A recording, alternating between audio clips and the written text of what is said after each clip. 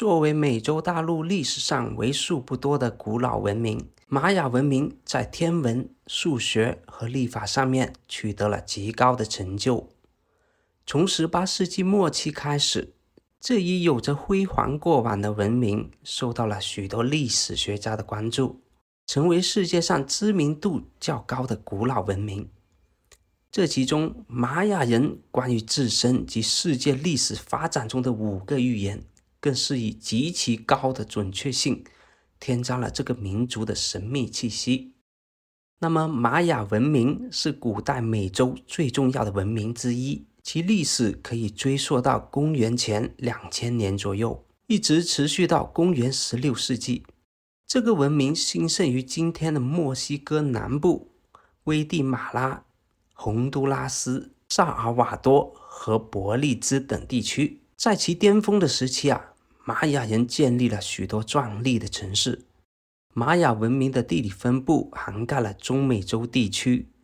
横跨热带雨林、山脉和平原。这个地理位置对于农业和文化的发展至关重要。他们的城市和农田建立在陡峭的山脉和丰富的平原之间，这有助于他们实施高度发达的农业实践。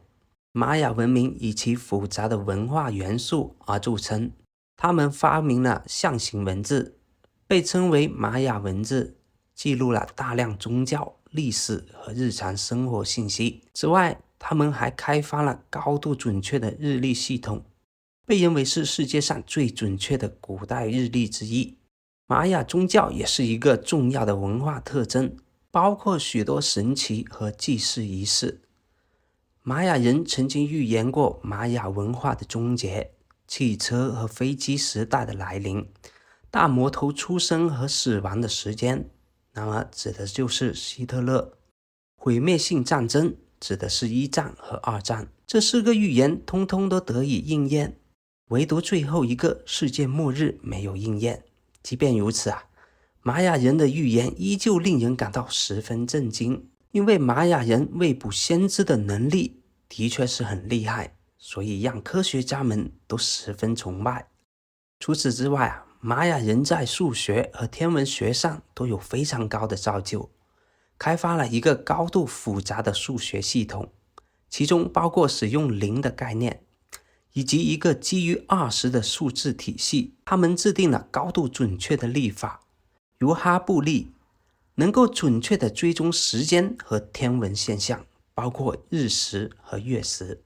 在建造方面玛雅人建造了壮丽的城市，如卡尔科、特鲁伊和克伯恩。这些城市中包括庙宇、宫殿和神庙。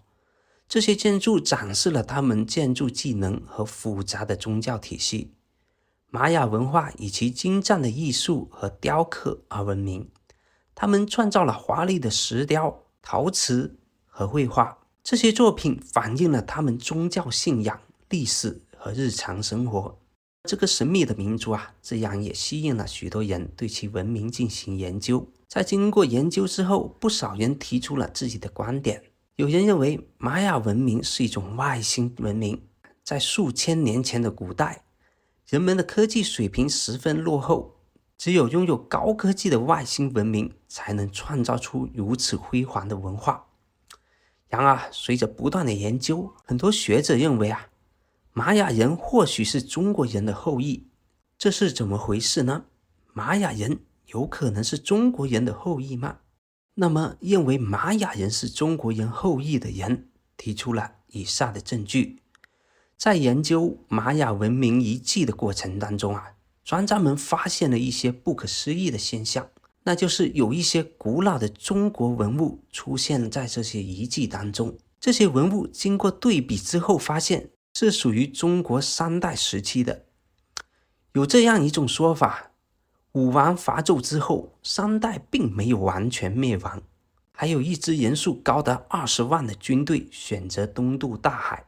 前往当时还属于陌生地带的美洲。在来到这片新的土地之后，他们在当地建立了新的部落，就是因弗族，也就是后来印第安人的一支。这些人在迁徙的过程中带来了先进的中华文明。这些文明在美洲大陆上生根发芽，最终发展出了著名的玛雅文明。因为身为阴山移民，他们在见面问候的时候总是说印第安详，这也是印第安人这个称呼的由来。当然，这其中有很大一部分内容是猜测，但在多年考古过程中却也发现了一些证据。早在70年代末，美国加利福尼亚州附近的海底打捞出了数只石质船锚，经过中美两国相关机构联合研究鉴定，发现制作石锚的石灰岩和中国南海地区的石灰岩是一致的，而这些岩石当时并不存在于美洲的海岸。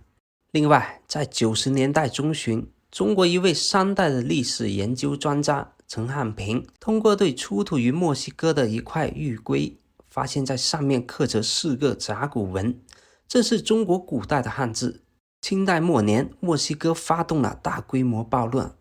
在这次事件中，有不少无辜的清代人被杀害。清政府得知情况之后，派遣使者来到墨西哥要求索赔。在这个过程当中，使者团遇到了当地的英服人，这些人向使者表示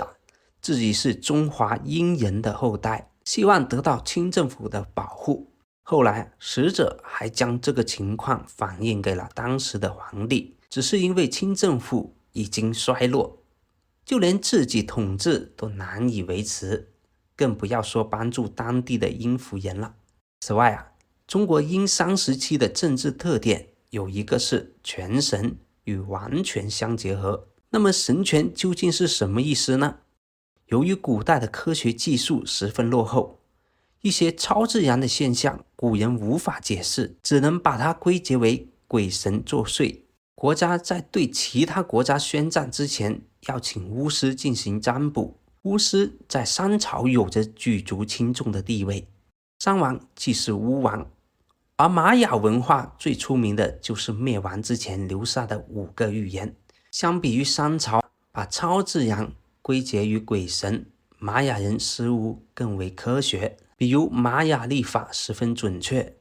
这也为玛雅文化的神秘提供了些理论的支持。那么殷商文明和玛雅文明都被人们赋予了神秘的色彩。玛雅文明又被称作奥尔梅克文明，经过种种对比和研究，发现它带着很明显的殷商文化气息，而且在远古的玛雅地区也流传着和中国一样的天狗食月的传说。玛雅文明中的针灸理论一样也很成熟，并且很多都和中国相似。玛雅人自己还研究出了许多按摩方法来补助针灸，并且可以根据病人不同的情况对症下药。在当时，玛雅人都觉得针灸很神奇，因为因地制宜的方法使得针灸发挥了更大的作用。不过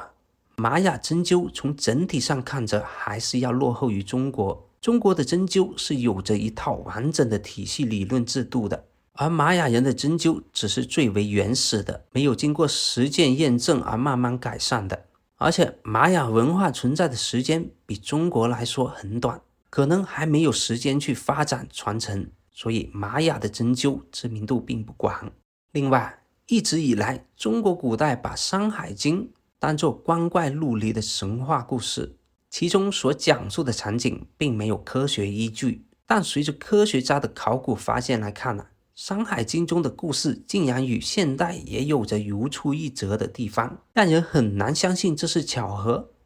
如果说起人类起源，相信很多人都会想到神话故事，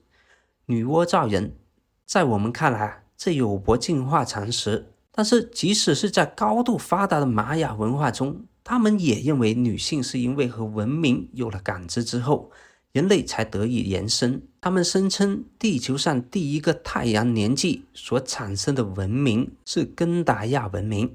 而《山海经》中也这样描述到，华胥氏部落的一位女首领曾经踩到了巨人的脚印，从而拥有了和巨人感应的能力，人类也因此诞生。那么玛雅人也有过这样的记载，在根达亚文明诞生期间，曾经有过其他民族的入侵，而根达亚文明为了保护自己，他们必须响应出战。当时的男性与现在的人类还是不同的，他们有着3只眼睛，而第3只眼睛正好位于额头的中央，不仅可以扩大范围视野，而且还能够攻击敌人。而在《山海经》中也有着这样的记载，据说在一个叫做齐公之国的地方，在这个国家中，人类都有着3只眼睛。本来以为这只是杜撰出来的桥段，没想到科学家真的在考古过程中挖掘出了拥有3只眼睛的文化和雕塑，实在让人大感惊讶。关于玛雅人是否为殷商后代，非常容易引起人们的猜疑。但是就今天已经出土的所有文物，不能完全证明这个猜测是正确的，所以还需要后世的继续研究。从上世纪30年代，美国人第一次发现玛雅文明遗址之后，有不断发现与之相关的历史遗迹。让人不能理解的是，玛雅文明的崛起非常神奇，它没有经历过中期的发展过程，直接用新石器时代的那些工具就创造出了令现代人都无法实现的文明，而且又在一夜之间消失得无影无踪。正是因为玛雅文明的突然消失，让我们的考证无法继续下去。所以玛雅人到底和中国人有没有血缘上的关系，也只能等以后出现新证据确定了。好了，本期好奇探索就到这里，我们下期节目再见。